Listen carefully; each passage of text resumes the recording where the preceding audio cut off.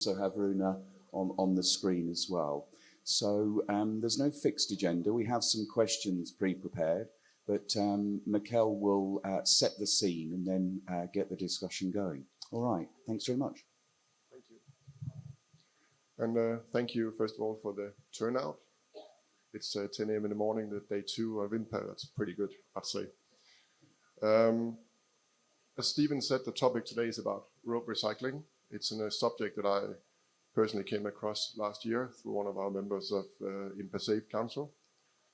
We've had some internal discussions. We looked at some opportunities, realizing how much waste that actually consists of. So I will try not to steal the speaking or talking time today and let the panelists answer. And I hope you will get engaged and ask them questions as well. Because I think it's going to be a very enlightening day for some of you. Before we start, I would say that collaboration is key today. I prepared some questions for these people, for you to understand where they come from and the journey they're on, and also how they view rope as a waste or rope as a circularity product.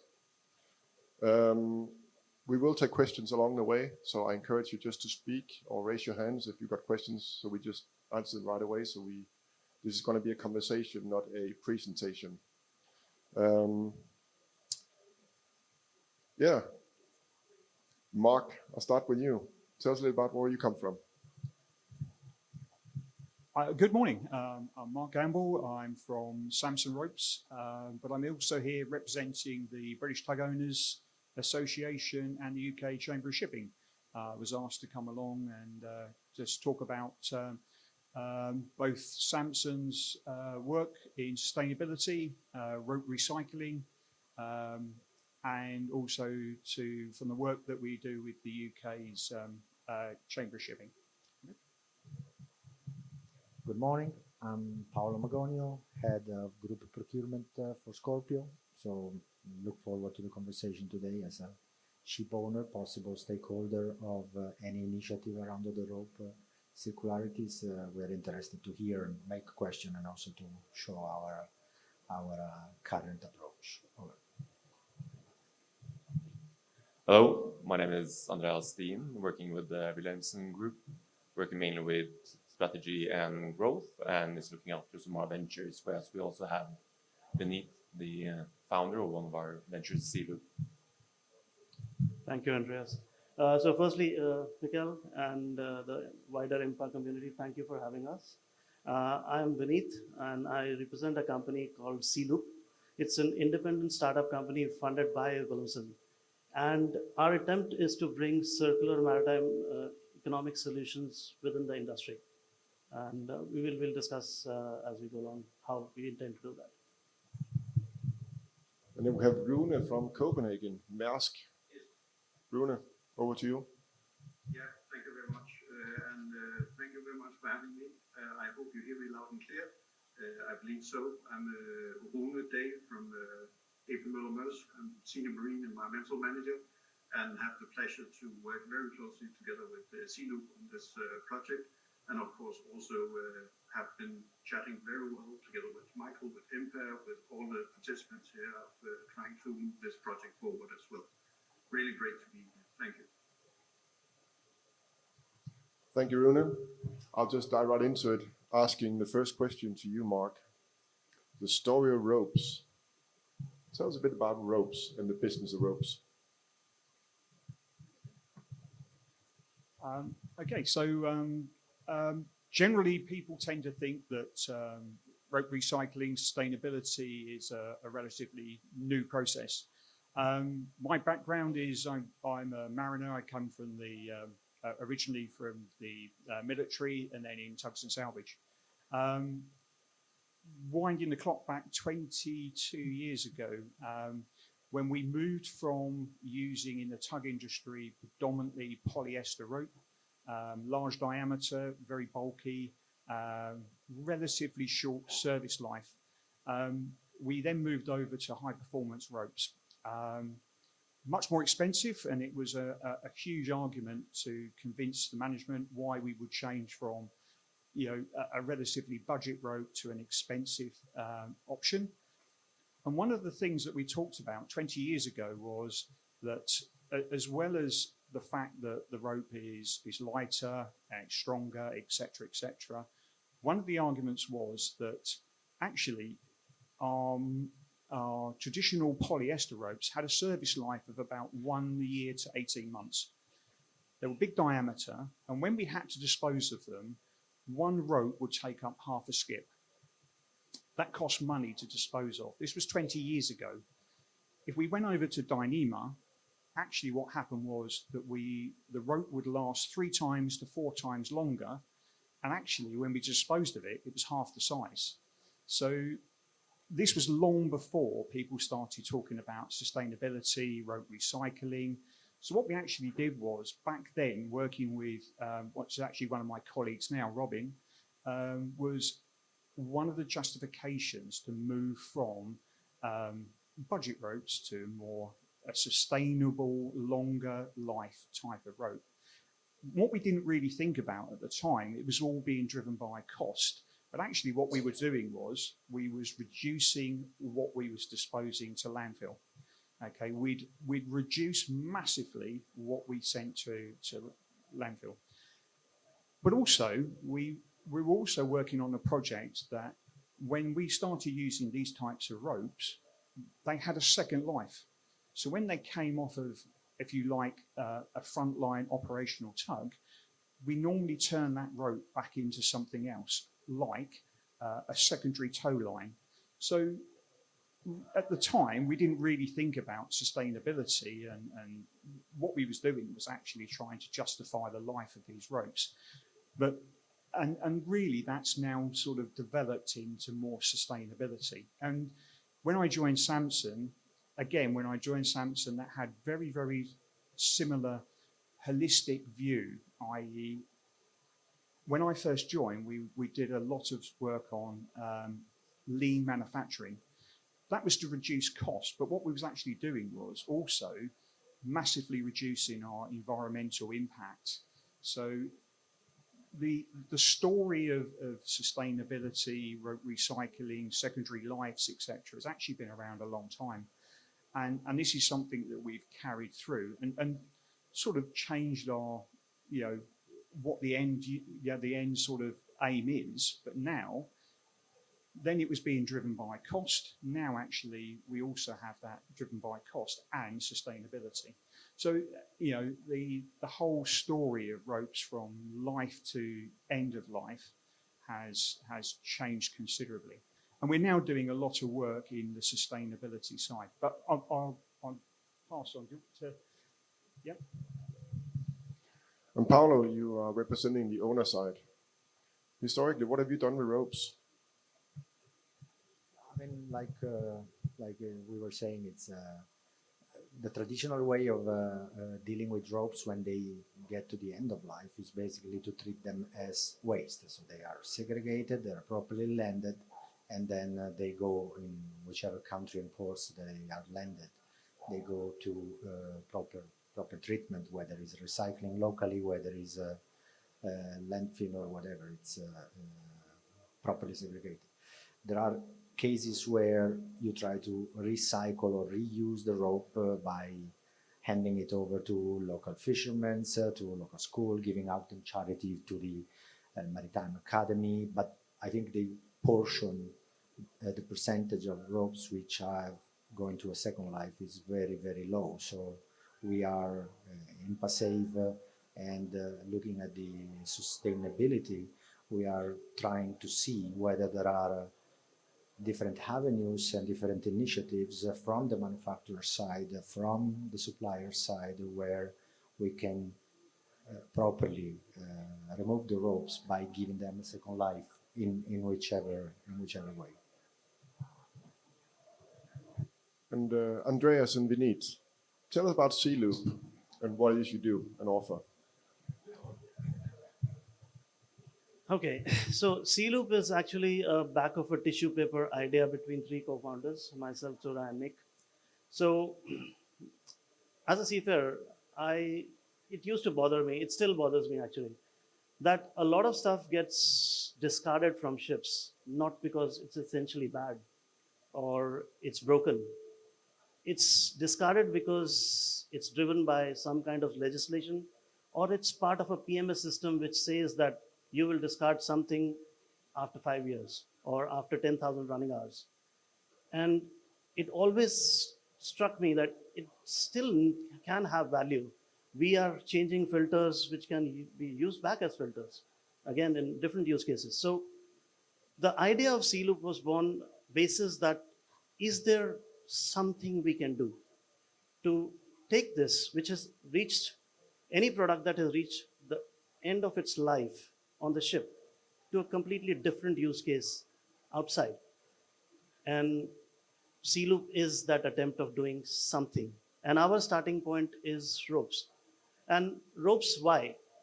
So a lot of companies claim that they are moving towards zero single-use plastic. Let me assure you, ropes is by far the biggest single-use plastics that you use on the ships. And it's consumable, and it's big volume, it's in your face, and it gets discarded between 3 to 5 years. So there's a long way to go. We do not have a solution around anything other than ropes. So we need to live with this. That's our baseline. So are we able to do something about it? That's the idea of C-Loop. And coming from Wilhelmsen's side, being in a rope manufacturer and also being a large maritime product and service offering and player in the market, we see that we do have responsibility in actually creating lasting impact. It's also what Vineet mentions, that one single rope is the equivalent of 16,000 plastic bottles. So by doing this initiative, we can see that as a large industrial conglomerate in the maritime industry, we can actually make a lasting impact that can also have a sustainable and a viable future, both from the sustainability and ESG perspective, but also, of course, doing it in a viable economic manner as well. And over to you, Rune, because you onboarded this project with C-Loop. Could you elaborate a little bit on why this project and not others? First of all, and thank you for the question there. First of all, it's really important to understand also that we actually had a request from several of our crews, our captains, that could see that there is a waste stream here that doesn't make sense to them. They can see that they land the mooring ropes, and depending on the port, it will either be landfilled, it will be taken by the locals. Sometimes there might be different streams here for the mooring ropes to be handled when they have an end of life. And we need to do something better about it. There's an enormous amount of plastic in it. And one of our key objectives is to reduce the amount of plastic that we produce and also that we put to waste. By investigating this, we found ourselves at a point after being in several meetings with a very, very passionate Norwegian, Mr. Thor, who really, really is burning for this topic of mooring ropes.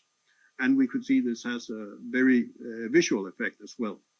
So we started the endeavor together with Thor Wilhelmsen, with Binet and the team, which came on and tried to see how can we actually do this. Because in my opinion, this makes perfect sense that we can start in an ideal world to track that we purchase a rope one place, we use it on board the vessel, we land it, and then we can make long-term plastic solutions or even new ropes with the same rope. So we have a full circle in this part.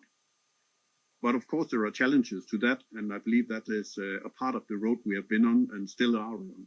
But definitely, for us, it makes sense.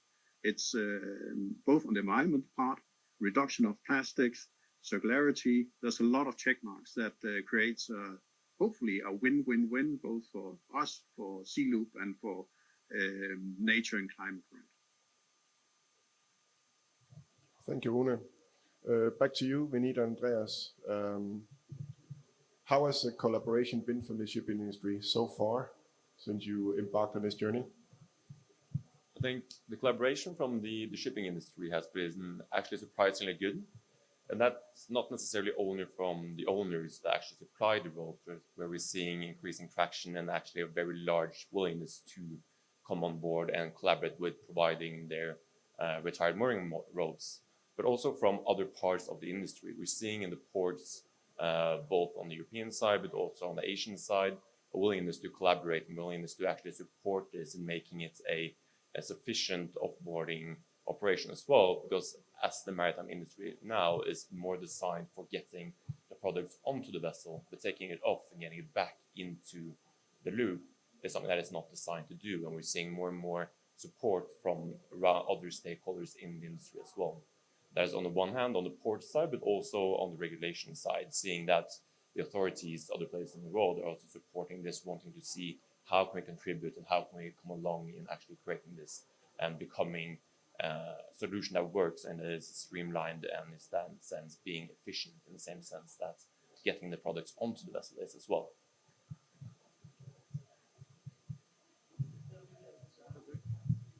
So thank you, Andreas. As an operations person, well, there's two sides of the spectrum. On one side, there is Rona, and he came on board as if like it's a breath of fresh air, and the collaboration is transparent, it's open, and unlike a traditional vendor business relationship, we have a friendly relationship. We run into problems, we bring it to Rona. So are we able to do something collaboratively? So the whole idea or the whole concept of C-Loop is to find collaborators, to find partners who understand the environmental challenge. Plastics, we like it or not, are here to stay. From the phones we use, to the mic I'm holding, to the lanyards that hold our card. It's all plastic. It's not going anywhere. So again, this is the baseline. In a modern society, in a modern world, we cannot live without plastics yet. In the future, there is research that is being happening, so there might be something. So our baseline is that from whatever we use and consume, can be judicious about it, yes. Second is, once a particular product finishes its usable life for what it was designed initially, can it be taken into something else where it still continues to retain that value? This is an efficiency game because the margins are low, the product is cheap, yet it has big problems. I give you one example with the COVID, and everybody was wearing masks. I know of a company that put expiry dates on the mask. The masks are also non-woven plastics. For a product that will not decompose for 500 years, why would you put expiry dates on that? That's the challenge that we face. And because there is an expiry date, now we cannot use them. It's a medical device. So now, what do we do with this? So we found a use case for the masks. Again, we started drifting away from all other products. We identified about 3,200 unique products on ships that can be brought to circularity, but we focus and chose one because that has the biggest impact that we believe.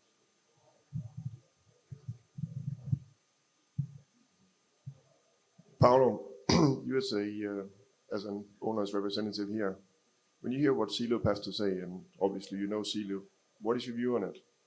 How would you as a company move forward, if you move forward? Yeah, I mean, it's a company which has a great attention to sustainability and to environmental initiatives. Of course, we are very interested in when we started talking about this, and this is the reason why I'm here. It's a little bit to listen, to make a question, to play devil's advocate as well. So it's very interesting. I think we need to be very careful in what we are defining. We're talking about mooring ropes. There are many different types of mooring ropes made of different materials. Some of these materials can be recycled in circularity. Some of these can be only recycled in the sense that they can be downgraded to other products, like every other plastic products. Some others cannot be treated at all. So, and also we need to, and I think it's part of your initiative and your journey when you say we take these products and we want to see what we can do. I think there must be a careful consideration on what is the cost, not in terms of dollars, but in terms of energy, emission, transportation, It's very clever to have a ferry line which is taking 16 mooring ropes on a vessel, which is doing Antwerp to another location, and then 6-7 years later, land the ropes in the same port, recycle it, and make another rope. Fantastic from the terms of energy consumption. The process of pyrolysis, which is used for certain material, is consuming a lot of energy, a lot of water, and is generating emissions. If we are thinking of delivering mooring ropes on a vessel in Rotterdam, disembarking it in Santiago del Chile, and air freighting it back to Czechia to recycle it, then we're probably doing something very wrong for the environment. So I think the devil is in the details, right? One thing is defining theoretically what we can do, HMPE, Dyneema, polyester, mixed ropes, polypropylene. Each of these will have a yes/no on whether they can be recycled and on what they can be recycled. So I think the big question for me, I don't know, today and then in the future to answer is what we can do item by item, where we can do it. And then I think the question for the audience is if it is feasible, how are we going to do it? We will need probably a network of suppliers, not just Wilhelmsen or Silup or Maersk offices, which will be able to receive this rope. There will be a system to get it, fees to disembark it, transportation to bring it into different centers for recycling. So it's a journey. I think it's positive in the terms of the vision. Very interested in following it. Very happy to land all of our ropes when they get to end of life. But if we are sure they will be treated in a responsible way, because otherwise it's better to treat it as waste in a responsible way rather than recycling it in an irresponsible way. That's a little bit our vision to this, but very interesting, definitely. So Mark, you're from the rope manufacturers, but you also represent the BTA, British Tugboat Association, and I know you are heavily engaged in rope recycling. How far are you with that? Yes. So as I mentioned before, the holistic view of ropes life from beginning of their life through to when they're disposed of. And we have worked closely with the British Tug Owners and the UK Chamber of Shipping. And when we've looked at all different types of ropes. So, and again, you know, I mentioned previously about sustainable life of a rope. But obviously, even if you can make a rope last for years and years, at some point it will need to be disposed of. Even with the most high performance rope, it will come to the end of its life. So we have looked at, we knew that things like polyprops, polyesters, polyamides can be recycled. Generally, with a lot of products, they can be recycled, but they end up what we call downcycling. So they have one life left. And most of those go into food products. So disposable bottles, knives and forks, that type of stuff. So we knew that that was already happening. So we've spent a lot of time and effort looking into the high performance recycling, the Dyneemas, HMPEs. How do they? One of the disadvantages was that we produce a rope with coatings that are designed to sustain life and be very, very resistant to abrasion and to UV breakdown. Of course, the problem then is when you do need to come to recycle them, you've actually made something that is effectively armored, and now you've got to try and dispose of it. So that's been a huge focus for us for the last sort of 3-4 years. And in fact, our Director of Innovation, Dustin Hines, has now changed over to sustainability and been one of his main focus. And I'm pleased to say that we do have 2 main projects going on where we can actually recycle Dyneema. Dyneema can now be recycled, and it ends up in 2 different ways. As sort of the other panels have mentioned, it can either go into becoming something completely different, i.e. a plastic, or we can actually now turn that back into a usable fibre that can then be recycled back into, if you like, another rope or that type of project. But these things do take time, and we need to make sure that we are. And one of the things that we looked at within the British tug owners about 3 years ago was some very early on sustainability recycling projects. But what we tended to find was that companies were signing up to we have a environmental policy, we have a sustainability, and we have a rope recycling. What we tended to find was that was a tick in the box exercise, i.e. we dispose of a rope and we give it to a third party who are going to dispose of it for us.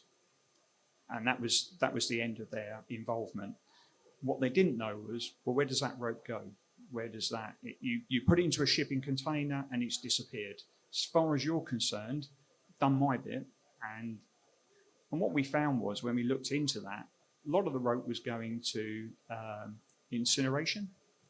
It was going to China, countries, etc. And nobody knew where it went.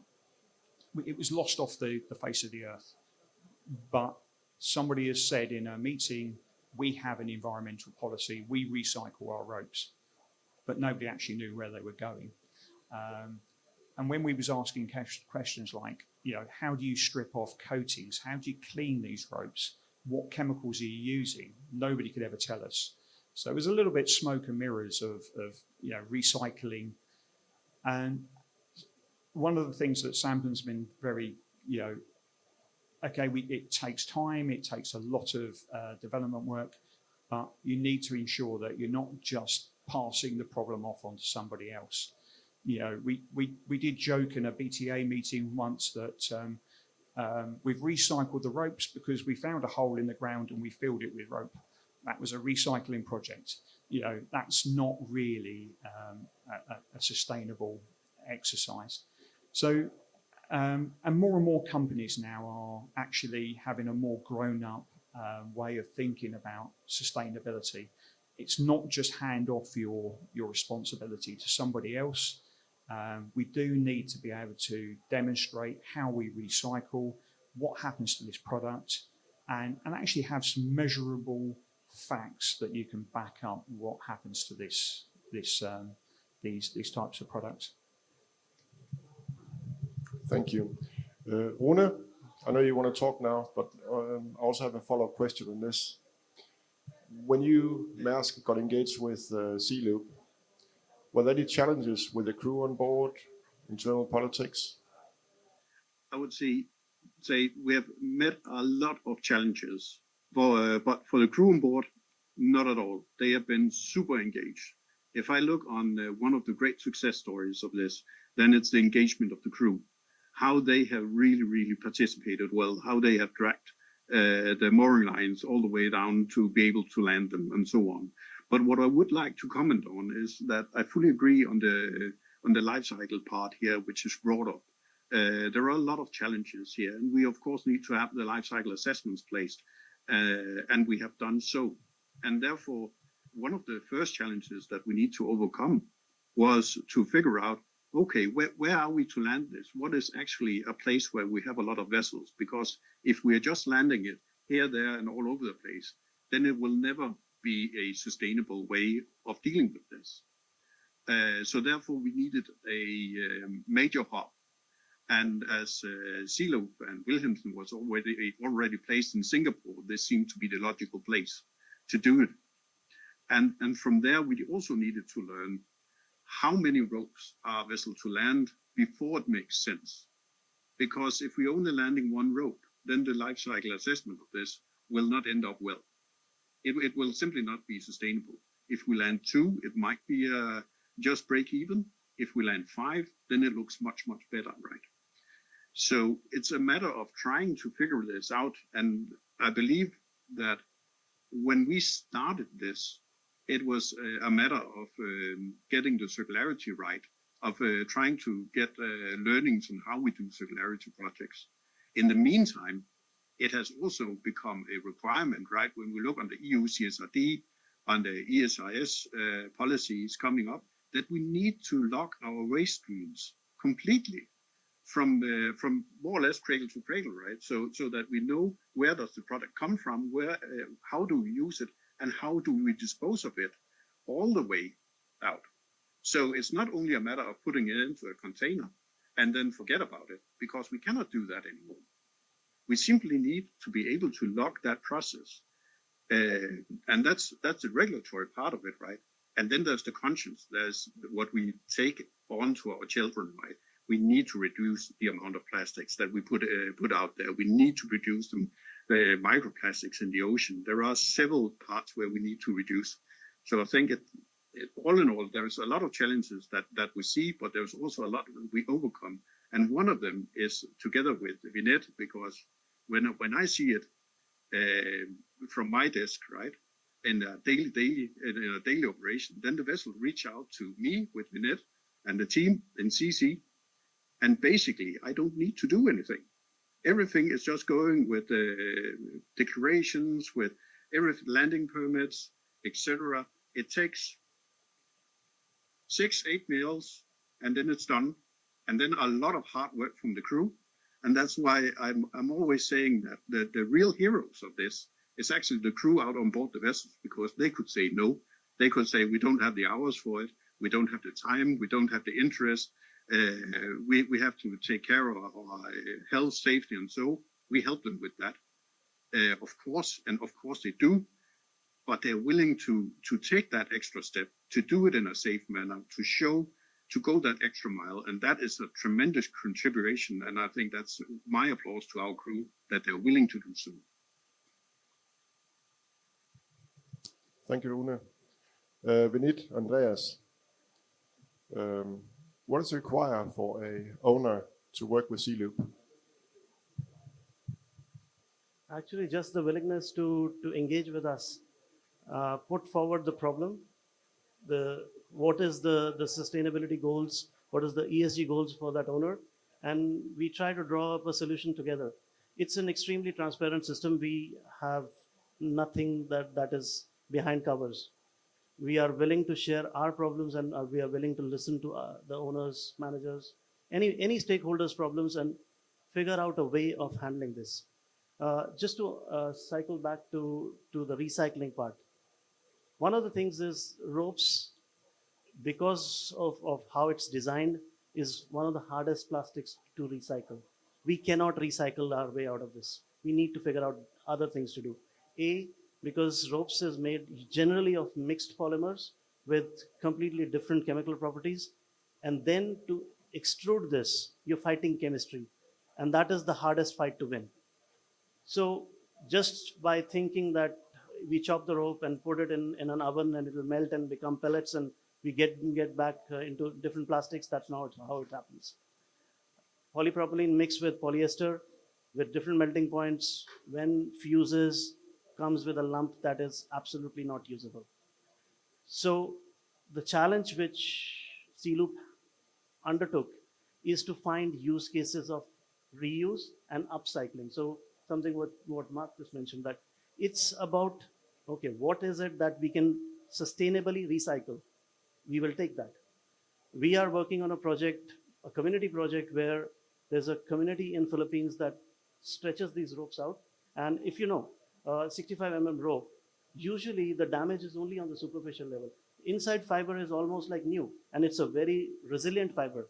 They would open up this rope, retwist it back, and become general purpose ropes.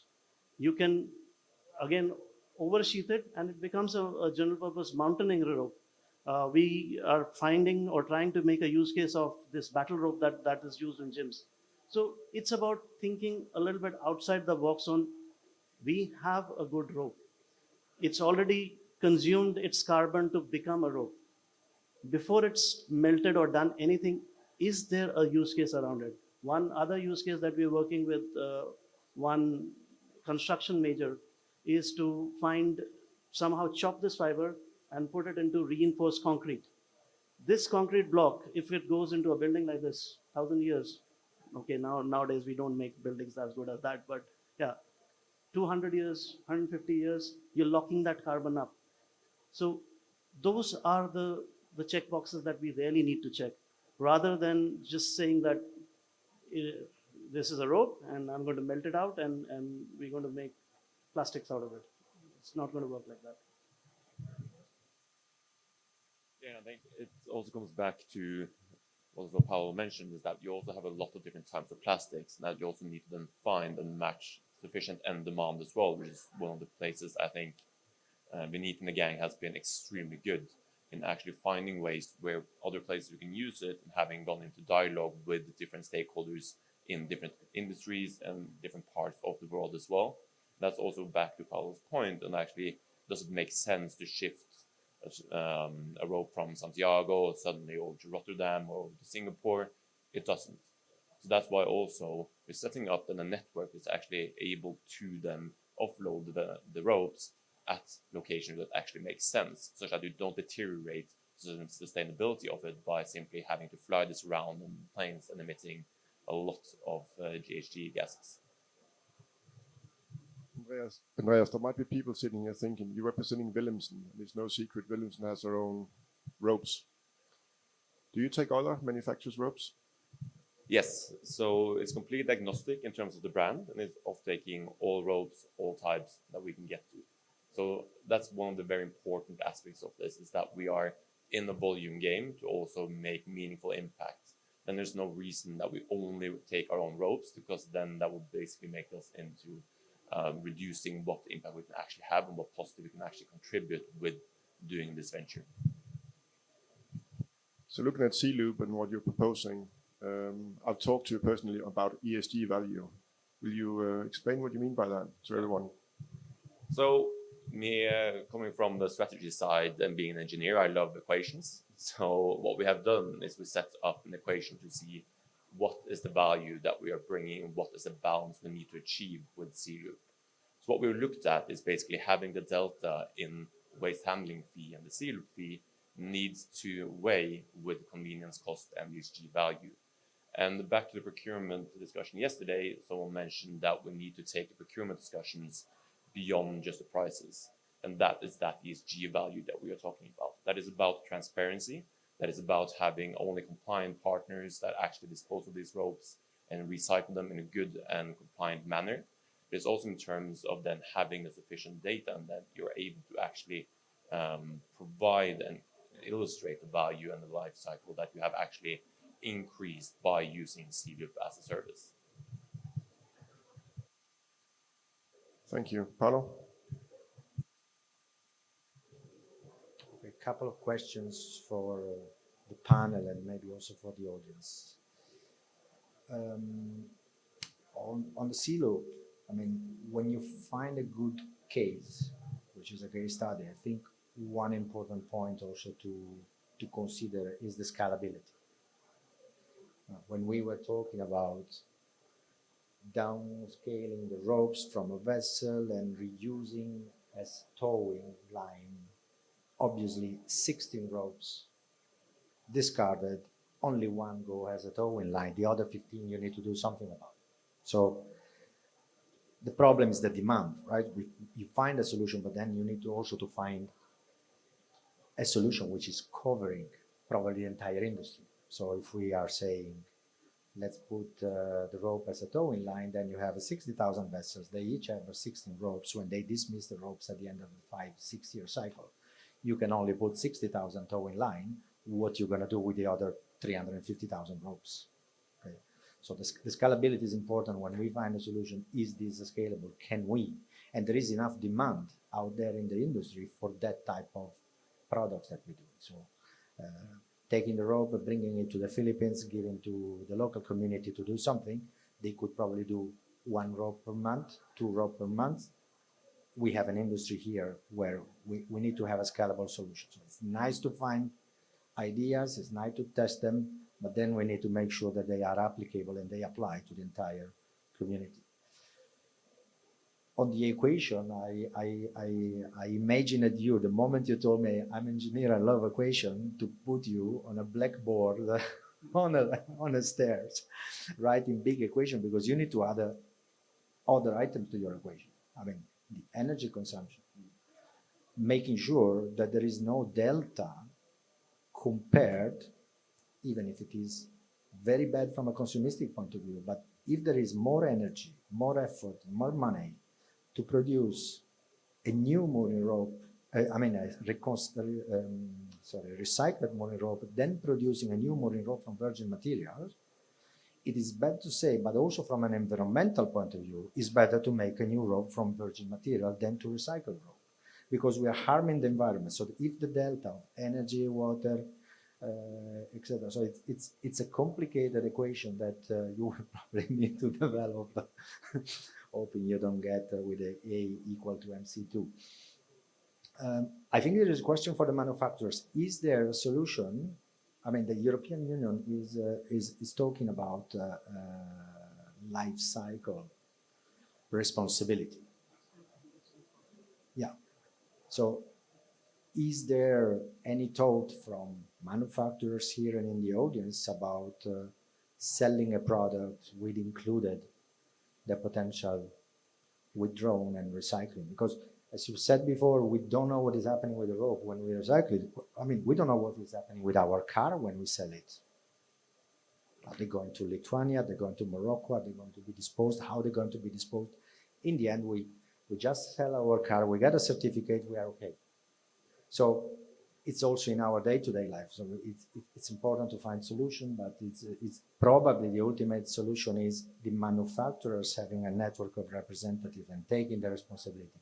And if we need to pay something up front for that, like a deposit, and then we get the deposit back in terms of carbon credit as well, that is potentially a solution. So there was any team, Samson, Bexco there, Koronakis here, any thought or any conversation about that?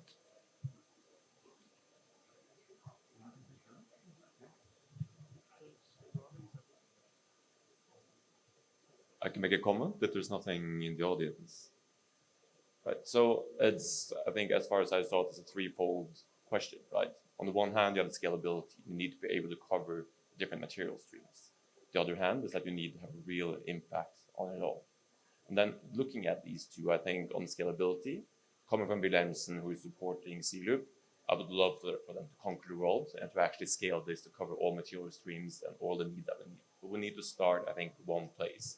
I think that's, from what I understand, also the collaboration with Maersk, is that doing the pilot, starting it off and scaling it to easy increasing volumes, it's exactly in order to do so. It's in order to do exactly that we have a control of the volume that we're increasing, knowing that we have a real environmental impact, that this is not some greenwashing, that we see that alternative is good. And I think that is why we're doing this step by step and doing it thoroughly, such that we can know that we're actually contributing by having that ESG value that is actually real, and then trying then to actually scale this up across. You want to add anything? Yeah, so just a little bit to add on that. Basically, as I said, it's not just recycling. If I was to quote a study, that of all plastics that has ever been produced, only 4% has been recycled. And that number is not going to significantly change.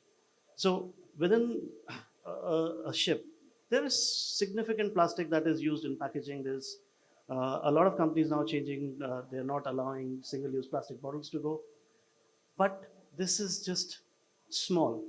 Everything helps. So, it's very aesthetically pleasing for little children to run on beaches and pick up plastic bottles and caps. But as Andreas mentioned, a simple Panamax bulk carrier, 65 polypropylene mixed plastic rope is 10,000 bottles. Maths is simple, 0.5 grams to 500 kilos. It's that scale that we talk about. And it's not one solution, one size fit all, that we do this and suddenly our plastic problem is going to go away. There's a lot of companies that are doing this. We as CLUB are extremely open in, like, we funded one research that happened in the UK. There's an institute in Leeds that we funded that research. I'm willing to share everything about that research. It's not a single company, single person, single organization's challenge to solve. The accessible market of plastic waste alone is probably 600 billion, and it's going to increase. That's more than the GDP of several countries. So there is no competition. This is all collaborative. We need to do something about whatever we can. So for a company to exist, there needs to be a profit to keep the lights on. So the concept of C-loop is based on a very simple calculation, that the waste management fee that a ship is currently paying, we want to tap into that. There is an inherent value in whatever material is collected. The A plus B minus the C. The C is the warehousing cost, the segregation cost, the transportation cost, and the analysis, data collection. One of the key drivers for C-loop is not just the material, it's the data we collect on the life cycle of the rope. Why did it get damaged? How many running hours the rope was in use? What kind of use case it was being used? Was it tropical environment? Was it temperate environment? What kind of tidal factors this particular rope was subjected to? And if this data can be cycled back to rope manufacturers like Samsung or TIM or any other manufacturer that would use that data to produce better ropes, more resilient ropes, then that is real impact. So we solve one problem on the material side, but we solve the bigger problem on the data side, that right now there is no data to define. Is polypropylene a better fiber in X condition, and is HMP mixed with something a better fiber? We need to tap into that. And that is what C-loop envisions to do in the future. We got a question from Copenhagen, or? And I think that it's really good questions coming up here, and of course we can always point that yes, there are small volumes, and if it's only one company doing it, does it actually make a difference? And all fair, I can to share just a little bit on it. Right? If we look on what we have landed in Singapore as one hub, we are close to 100 ropes in the first year. That equals to close to 440 tons of plastic saves, right? In 1 year in one port. And yes, we have a magnitude of vessels, but when we look on it, right, the amount that are in Singapore is a certain amount of our fleet. It's not the full fleet that are landing there, of course, because of the logistical issues. But I think where we also need to go with this is that we need, as Vinette says very beautifully, we need to start small. We need to figure out how do we do this, and then we need to grow it together with all of you out here, because we need the volumes to be able to make this a sustainable way of working, and that is what at least we can see. And I think, without pointing towards many other industries, but as a ship owner, one of the biggest issues I have, besides, for instance, rope, is to get rid of expired medicines, pyrotechnics, to mention two. And if I talk to the manufacturers there, they're not willing to take it back. They're not willing to make the sustainable part of it, right? Here we actually see that we have a solution where we are able to actually redeliver the product that we purchased to a company that are willing to actually make the sustainable move. That is a breakthrough. That is the right way of thinking. So when endeavoring into this, I think for all of us here today, I think it's a matter of actually questioning, is this the right thing to do? If you can say yes to that, then yes, then afterwards we need to have a look on the business case, because of course we cannot burn money trying to do the right thing. And we also need to have the life cycle assessments in place, because in the other place, because Pablo, you're absolutely right. If we do this in a wrong way, then we do more harm to nature than by landfilling, and that would be a catastrophe, right? Completely. So there are challenges to be solved, but I also believe those challenges are solved with a lot of us adding into the volume of a project like this, or similar initiatives, right, where you can really make a difference and make the volumes go up, so we can have that circular economy started, because that's the next step we need to go for. We have the climate change. Everybody knows about decarbonization and everything. What we are talking about here it's climate, it's nature, it's biodiversity, is the major crisis that we are actually trying to solve here that are coming as the next wave. Thank you, Rune. Couldn't have said it better myself. To the audience, I see some ship owners. I know we have some rope manufacturers as well. Anyone care to comment on what has been said or talked about here today? I know the SeaLoop guys are looking for collaboration with ship owners that wants to have a discussion offloading the ropes within the hubs where they can take them. They also said that they're willing to work with other rope manufacturers, even though we have a Wilhelmsen in the middle of it. Any views on this amongst the audience?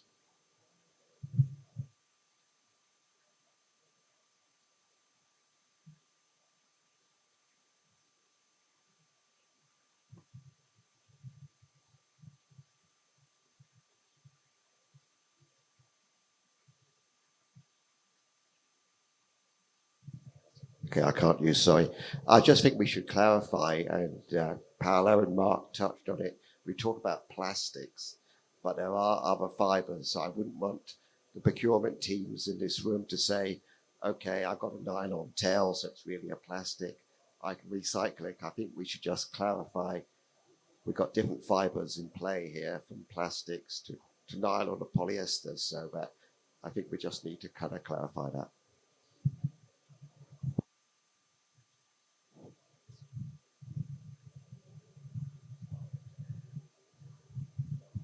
Is it working? Yeah. Yeah, apologies for that.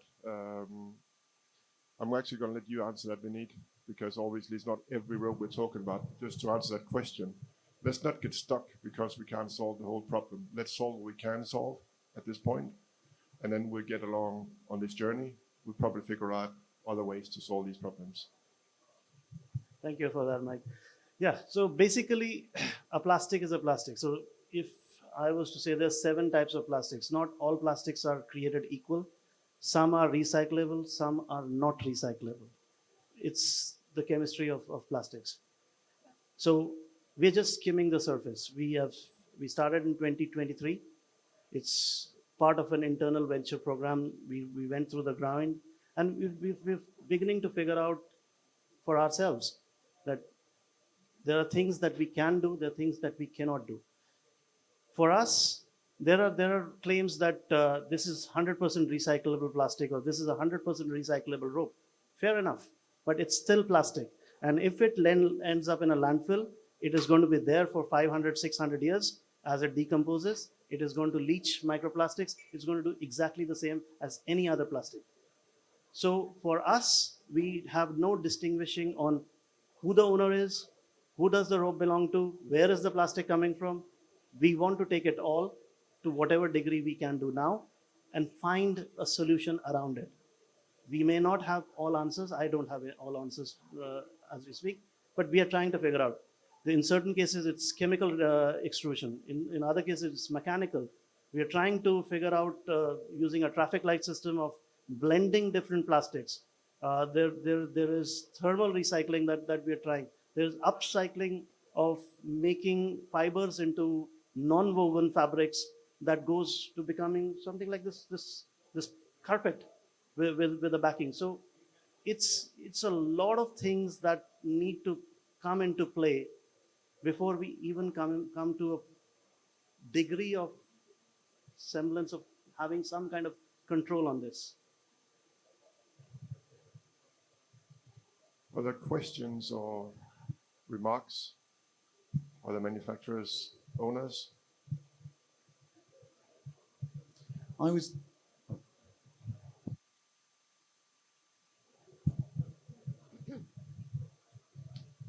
For me, it's more for the manufacturers. Like, we are talking for sustainability, but this is starting not at the time we are disposing the items. It is coming at the time we are buying, and presently working in procurement for many, many years, I have not seen an ISO standardization, anything that will give the option to you to say, yes, I will collect from Galveston, or I will collect from Singapore, this specific rope that you bought. Because we have the standard for buying the ropes, but we do not have the quality it is an item, it is a thing that we are going to dispose, or it's a thing that we are going to recycle.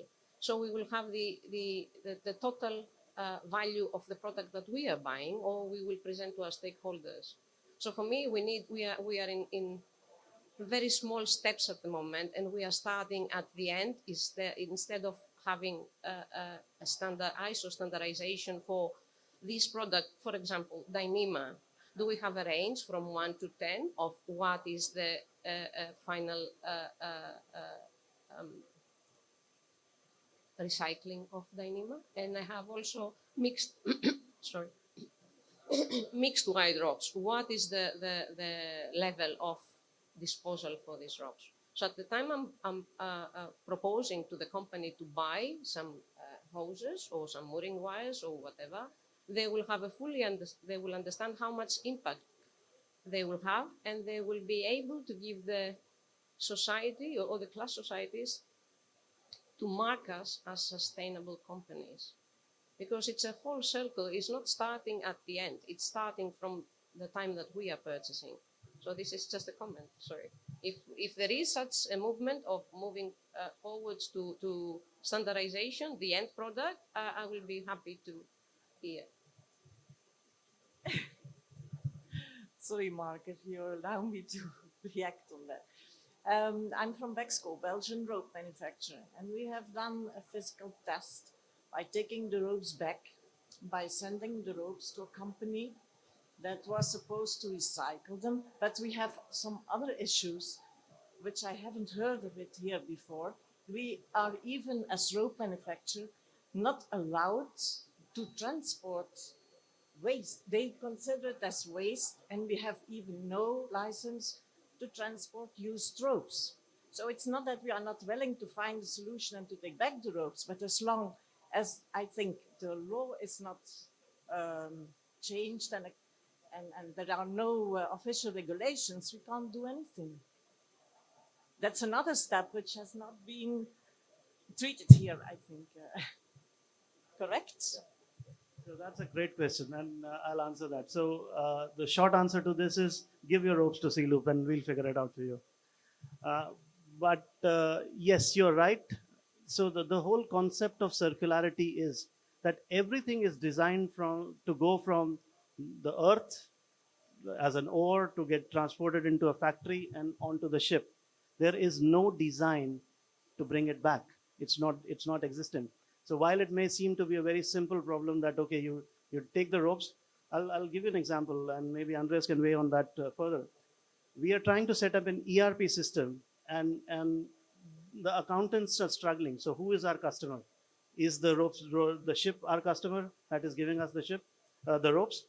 So in case of Maersk, is Maersk customer, or is it a supplier, or is the buyer of the ropes is a supplier? Is the transformer the customer? Who is the customer? So even simple definitions, when you come to these circular economic solutions, become challenged because our society is not designed for this yet. It's changing, and I'm very happy to talk to a lot of people who are talking about these solutions, just like yourself, that you are willing to do it and you don't know a solution. So if I may take 1 minute, I live in Singapore. So if ever anybody has been to Singapore or somebody understands the Singapore, the scale of what Singapore achieved from 1965 when it became a separate country to what it is now, it is an impossibility. So when we started looking at this problem, it is actually impossible to solve for any one individual. But we need to do something about it. So we cannot let others think about it. So as a seafarer, our job was that, okay, we are coming into port, we will offland the ropes. I will write it in Marpol Annex 5 as per the garbage management plan. 6 tons or 6 cubic meters of plastics have been landed, and then end of story. I'm not interested after this. It becomes somebody else's problem. It's about society coming together as collective, that it is our responsibility. So yes, waste is a difficult challenge, but we don't consider used ropes as waste. The first thing is it is material, and we transport it as material. So in certain geographies, yes, I will give you one example. India, there's a dumping regulation that you cannot move waste back into India. So it's not possible. But there is a solution around it. If you pre-process this waste, you clean it up, you pre-process it, and you get a certification around it, then it can go back. So this is what the whole concept of C-Loop is, that there is a challenge, collectively can we find a solution around it? Can I add something? I was just going to say, can you hear me? You have to remember that the whole situation with plastics in the sea, plastics going into landfill, is relatively new. We've been doing it for probably 50, 60 years. For those of you who are old enough and was at sea before, how everything changes. If you think about when I first went to sea, we pumped oil over the side, thought nothing of it. Marpole didn't really exist. We were happily would bin oil over the side. I slept above asbestos covered pipes. We didn't think anything of it. It was accepted, and that's what we did. We painted the hulls of our ships with TBT. Nobody thought about that at the time. Gradually, the world has woken up, and we know that certain things are not good. And just like plastics, oil, how did they fix that? Well, they just said, well, you can't pump oil over the side unless you're 15 miles off the shore. You can still bin all your oil over as long as you're not on our doorstep. And plastics is the same. If you think about historically, we've only really been waking up to how much plastic is in the sea and how much plastic's gone into landfill probably in the last 10 years. Legislation is still very, very in its infancy. Certain countries are turning a blind eye to it. Other countries, they know that it's bad, but don't know what to do about it. So this journey is for plastics, whatever the type of fiber, we are really just sort of starting this journey. Legislation will pick up. It will be no different to asbestos. It will be no different to lead paint or oil over the side.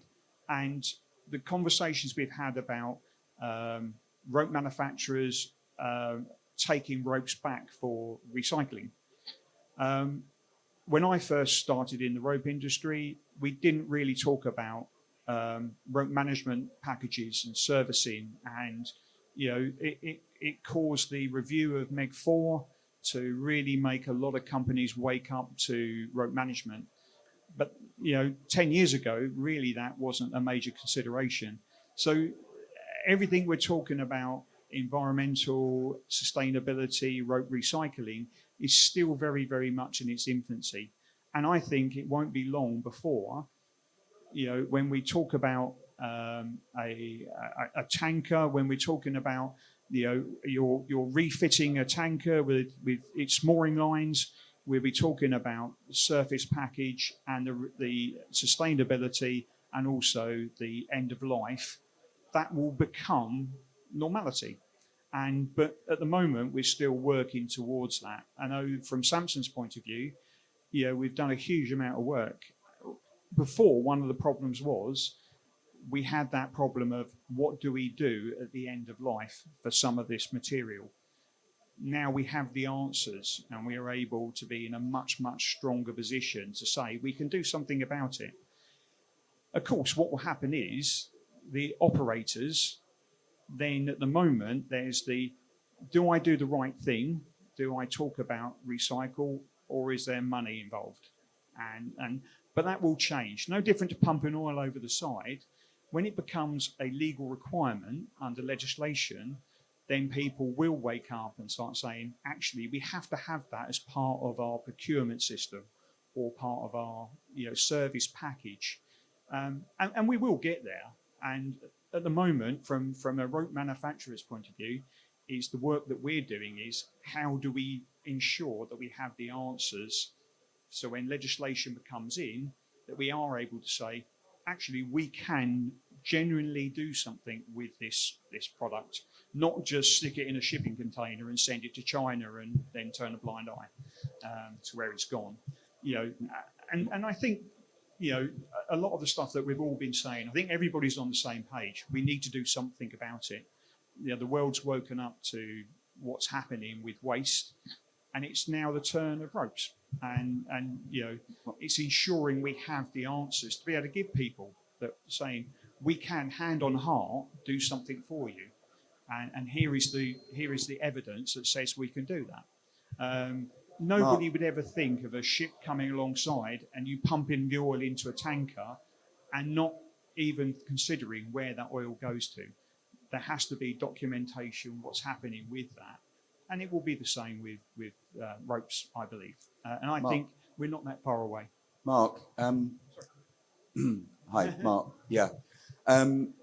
It's for those of us passionate about the sustainability agenda, it's getting frustrating to think that we have to wait for legislation, and I'm a bit bored of that.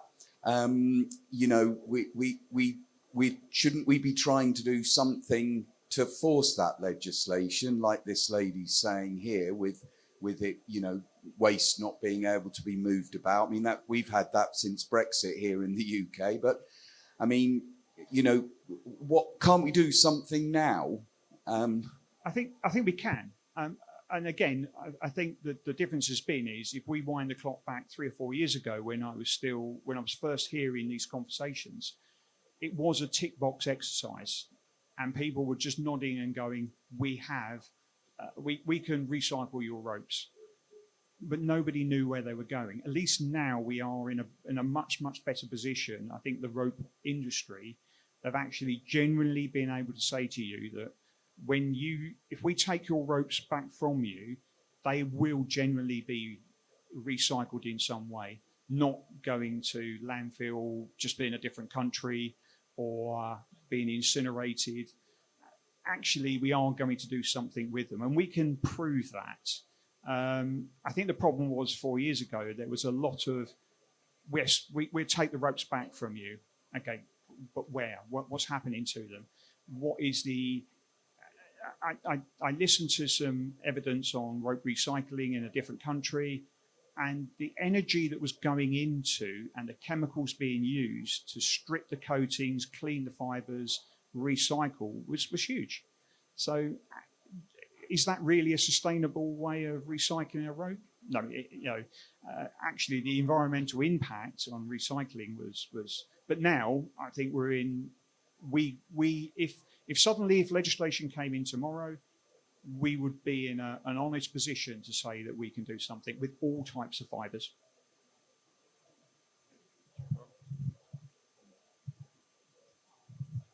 I think it's important. I mean, two points. One for the audience on what you said before. So, and also a question for you: would we, purchasing, be able tomorrow to buy ropes from manufacturers with included in the package also the end-of-life treatment of that item?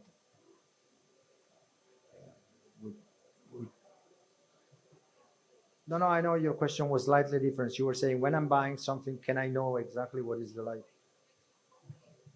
Yes.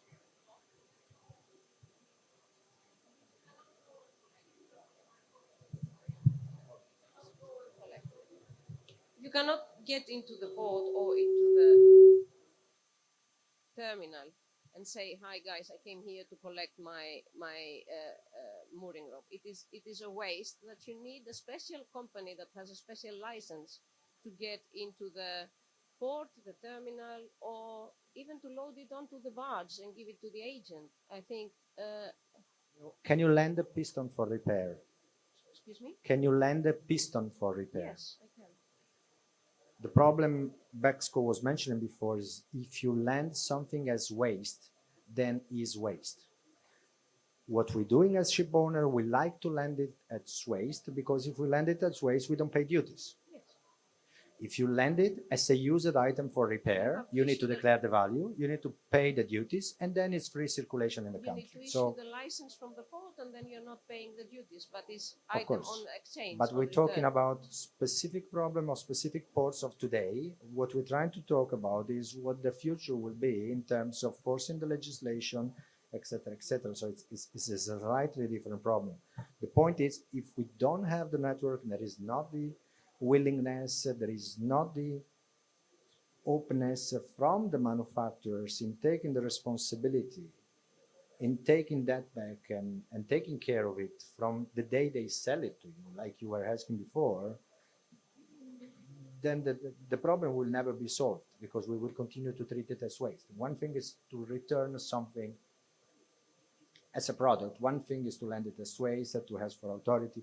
There will be ports where this could be forced. I mean, you're sitting in Singapore, you can speak with the Singapore Port Authority, and then you can get a special waiver to land the mooring ropes because you're doing something for the environment. So this is probably a secondary problem. The first problem is that today what I'm hearing is that the manufacturers are still not ready to it. And then we're confusing a little bit the recycling versus the responsibility of disposal, which are two different things. Because there are a number of things today, like in the washing machines or computers, etc., where you give it back. It's not a guarantee that they are going to recycle it, but it's a matter that they're taking the responsibility from a financial point of view of disposing of the item, which are two different things, which of course we would like to be together, but they are not together today. Okay? As you said, the responsibility of manufacturing taking back their items is not about them recycling irresponsibly. It's about them taking the responsibility financially and legally to dispose that item. Then if they manage to dispose it in a responsible and a sustainable way is one thing, which is also very welcome. Otherwise, they still have the responsibility to do that, which is slightly different. This is something which we would like to understand from the rope manufacturer, from teams, from yourself. We just got Rune has a comment to the conversation. Yes, it was that what grabbed my interest here is that there was a gentleman saying that wasn't it frustrating as a sustainability person to wait for legislation and regulation. And from my point of view, at least, and being in an EU-based company, I definitely do not wait on regulation. They are coming very, very much full force. But on the other part, I also believe that we shouldn't wait on regulation. We should take action from my point of view. And if we want regulation, if we want standards, there is a tremendous opportunity to both participate in different working groups under IMO, and also make ISO standards for the same. Recently, I've been expert in a different way on an ISO standard, the 8933, and it's a tremendous way of actually pushing for the right thing, and they are eager to have us in to hear from the experts, from them. They're out there.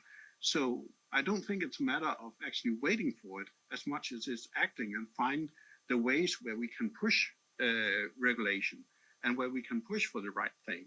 So be more.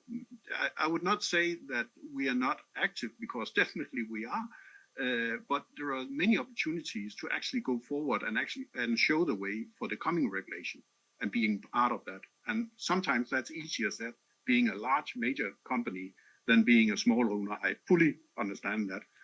And sometimes you have more resources to put that way. But I think in such case, then at least try to do the right thing for what makes sense, right?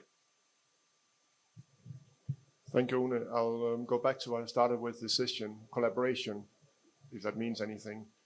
We have a company up here that is willing to collaborate with all manufacturers, with any ship owner, and at least have a conversation about landing the ropes. I'm also hearing challenges of how to land the ropes, if you land them as waste, or if you land them as repair, or if you land them as recycled material. I don't know all the details about this, but what I'm understanding is there are opportunities, because apparently Maersk has been able to get these ropes off the ships. So you solve the problem that people in this audience don't know. So that would also be good to know how you do it. So people who has questions, talk to Vineet afterwards and ask him how did they get the ropes off the Maersk vessels and on transport to XYZ location. So there are solutions already. It's always proof. It's just about the willingness. And I have to say, being part of IMPA Save and what we embarked on 4 years ago, was not done by legislation. It was done by the right thing to do. And we're just a bunch of companies that came together and we just drove things through. And that's basically what we're doing here as well. If there's a will, we can do it. If there's not, we won't do it. Any more comments from the audience? Rune, anything to add? Just a lady here. So hi, I'm from Xinlu Rope from China. I see a lot of clients of us. So now we have the rope manufacturers from Europe, and also we are from China, and we also have the clients here. So I have a data that each year our factory, we will produce around 10,000 tons of ropes. This is just one rope manufacturer. So considering there are lots of rope manufacturers in the world, and each year, I guess not all the ropes are recycled or unloaded or as garbage, at least 50%. So from one factory, there will be around 5,000 tons of ropes unloaded or as waste. So we are also seeking of the ways to recycling of the ropes. So now we have the solutions, but it's only related with armade material and nylon material. Some of the plastic or polypropylene material. This is the only three materials that are able to recycle. But now there are a lot of rules said that the ropes must be floating or it's not acceptable, which means the nylon ropes and armade ropes are quite limited. So there are a lot of ropes we have facing the problem and in large quantity, how to recycling with them.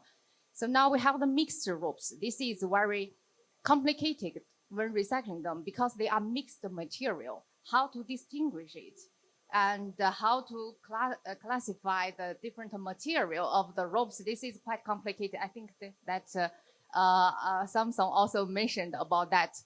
So this is the things we are facing now, and I want to discuss with everybody here. The first is that the recycling company are able to handling such quantities, large quantities of waste ropes, and in which locations, what's the progress in the future? And the second question is now we are recycling and made some new products like the carpet or the wheels of chairs or something like that. Will the clients or the other people you are willing to buy the products made by the recycling materials? And if there is any standards related of the recycling material products, for example, some may be contact with the human body or maybe contact with the human. Well, it's safe to use the recycling material. This is my questions related.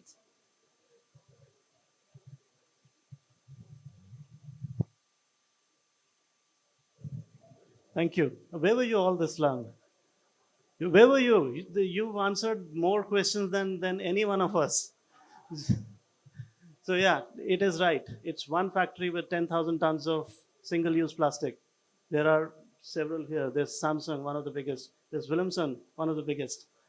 So yes, you are absolutely right. And something that I mentioned a little while earlier, that all plastics is not equal. And the fact that because moorings are something where humans are interacting around it, they need to be made safe, they need to be resilient.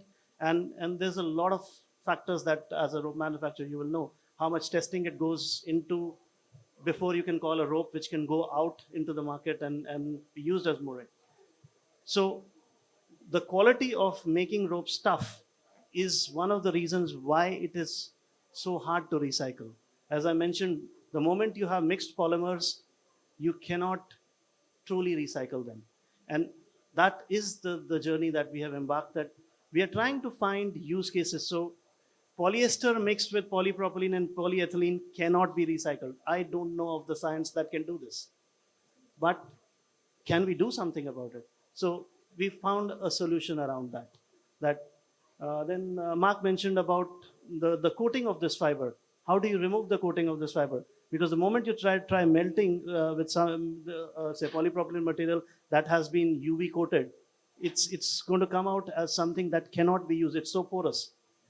So yes, we are working on those solutions. So it's not just recycling, it's upcycling, it's reuse, and it's about transforming this fiber. So one example was chopping up this fiber and making use in concrete reinforced slabs.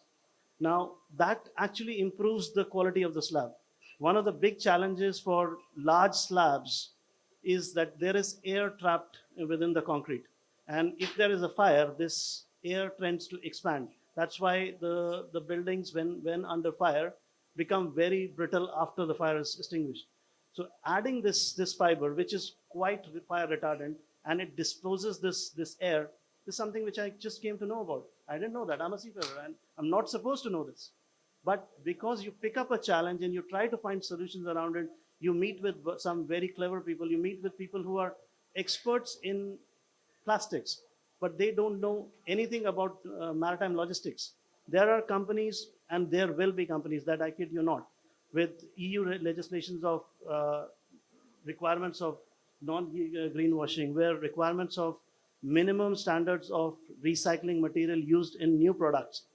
Where is this recycled material going to come from? It is going to come from these use cases. The question you asked about what happens if it comes in touch or contact with humans. So one example is that we reuse the fiber and we jacket it.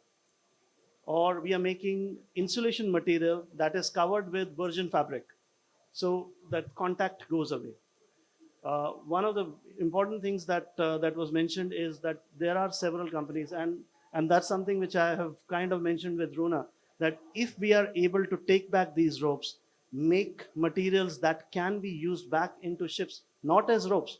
I'll give you one example. We are working with a large mattress manufacturing company to transform the rope fibers, make it into fluff, and go into mattresses. Will Maersk be willing to take that as a project on the new builds?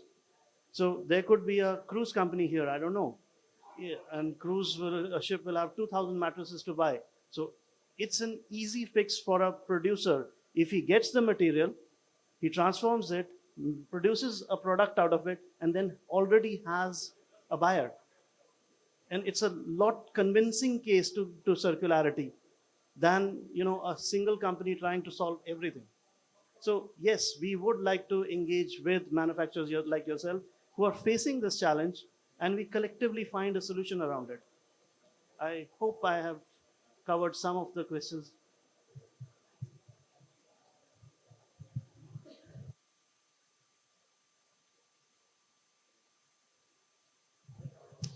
Any other questions from the audience? I mean, I see some engagement. I see a hand now.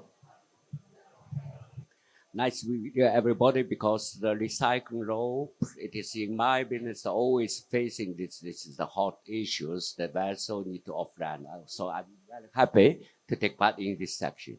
So coming to the point of recycling, is that first the factory, I understand that factory should have this technology to recycle it, means reuse it.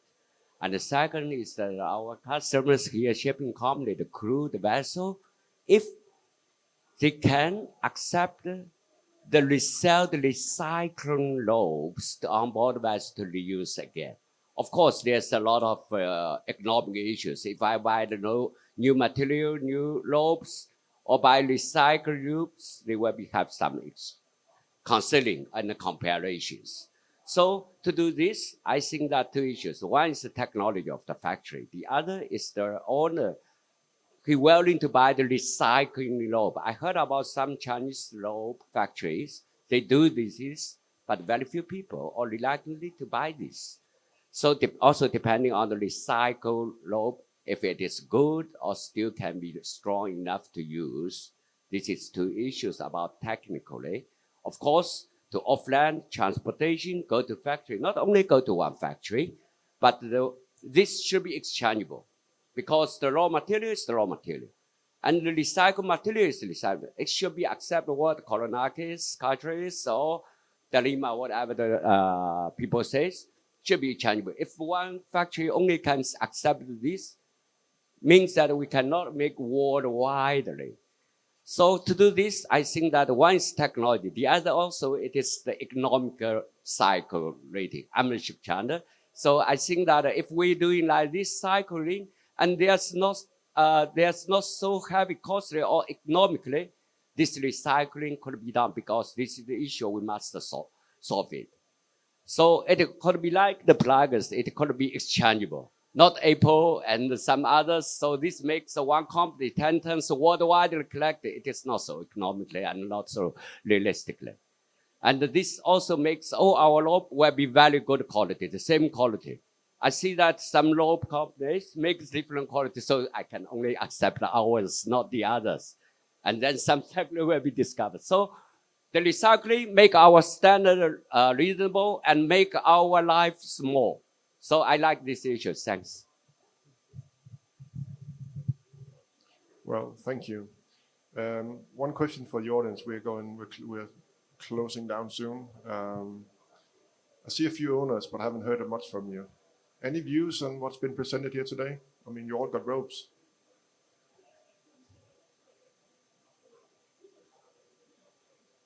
No? Okay. Well, as I mentioned again, collaboration. These two gentlemen over here definitely want to talk to you guys. And so if you've got a question for them, please come up to them. They can take your ropes and maybe change some things here. Before we end, and this is for you, Andreas, and for you, Vinit, name at least 3 values for the companies to work with your solution.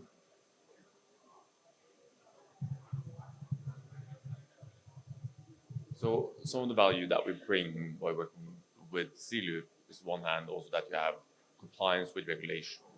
Like Rune was mentioned, this is coming more and more. It's becoming a bigger and bigger issue. We're seeing that this is something Sealoop can help solve in order to actually be compliant and do this in a transparent way. We also see that in the market that it's becoming an increasing demand for actually doing this from the freight customer side as well, where you actually see the need to have more of the compliant solutions.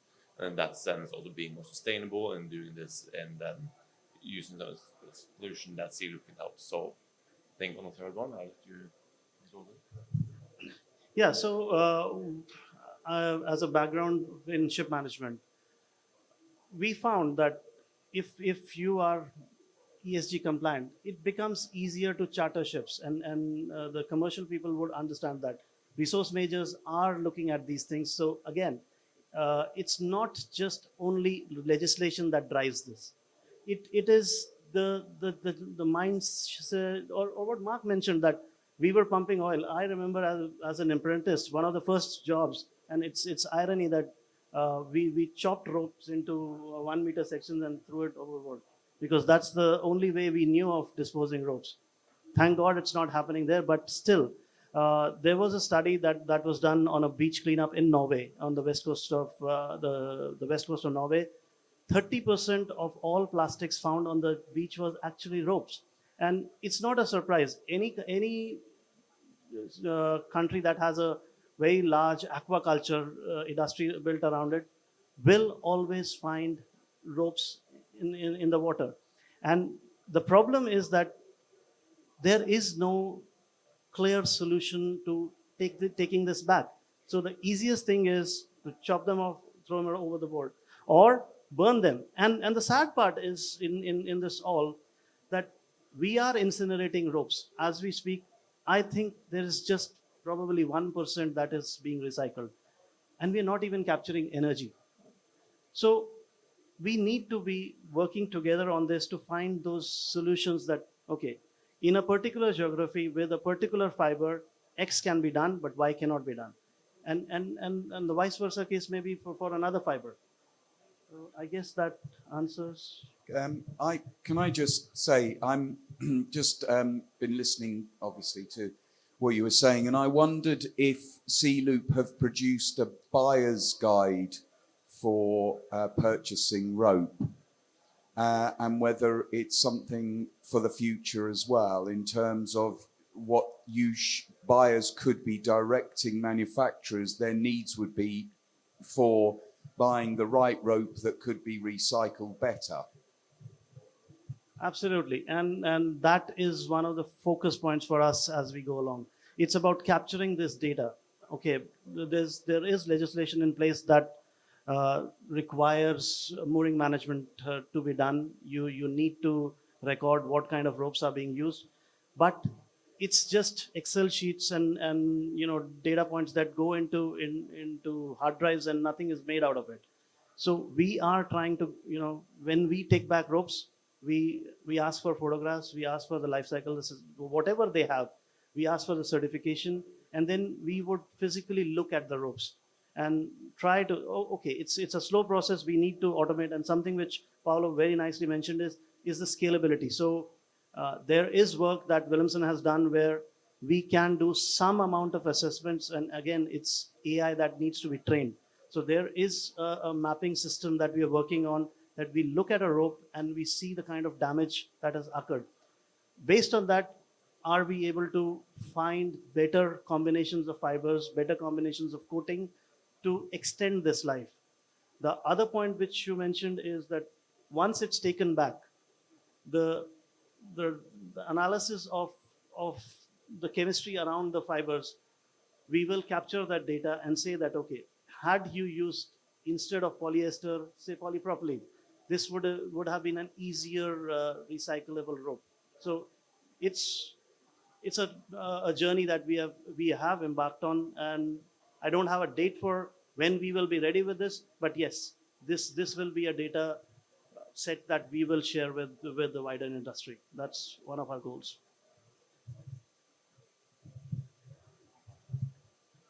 Any questions? Rune, any final comments from you?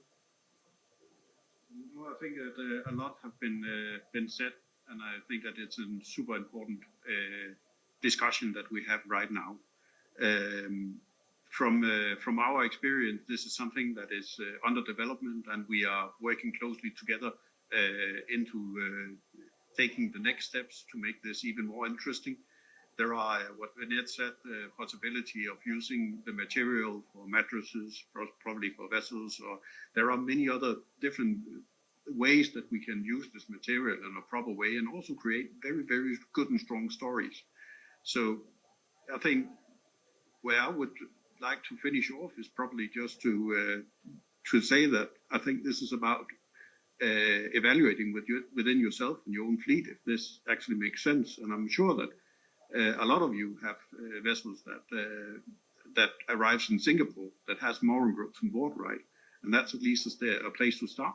And where we are at this, that we would like to definitely expand our network further, and we are in the process of doing that. So we have more ports, and that can only be done together with more owners as well. So we can get this to be a really, really, really good project, besides what it already is, because I think that is super, very interesting to explore going forward.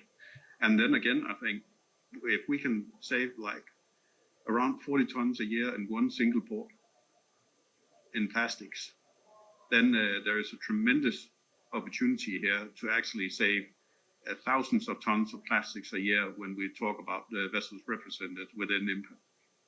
So I hope that the future is bright here. That's at least what I see. Thank you, Rune. Any final comments? Then last word. Obviously, we had a huge conversation about rope recycling and the bigger picture of sustainability. One thing that we did also look into, so those of you who have ever used lower grade type of ropes, polyprops, polyesters, polyolefins, what you tend to, you've all ever heard about things like surface abrasion, UV degradation, talking about the amount of fiber that goes into the sea. So when you look at a rope and you realize that that rope has lost about 5-10% of its surface through abrasion, you have to think about where is that 5-10% of those fibers gone. They don't just disappear into thin air. When a rope's wearing, when you're using lower quality ropes and they're degraded by UV or they're degraded by abrasion, all of that fiber goes into the sea. So that's, you know, I know we're talking about the bigger picture of what do we do with but again, going back to what I said at the beginning with Samson's holistic view, you have to consider everything, not just what do we do about recycling, the amount of fiber that ends up in the sea through degradation. If a rope's not correctly treated, coated, those fibers will just end up. And it's the smaller fibers that actually are doing a lot of the damage. And that's what, you know, we have to also consider. So again, it's the big picture that you really do need to look at. Okay, thank you. Many things consider in the ropes world. Please engage with Andreas and Vinit. If you're an owner here and didn't speak up, but you kind of want to have a chat with them, I encourage you to do so. I think it's important for everybody taking in responsibility, manufacturers as well.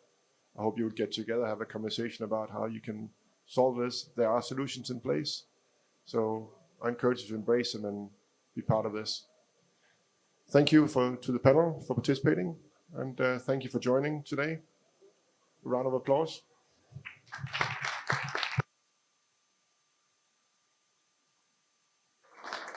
And thank you to Runa online there as well. Thank you, Runa.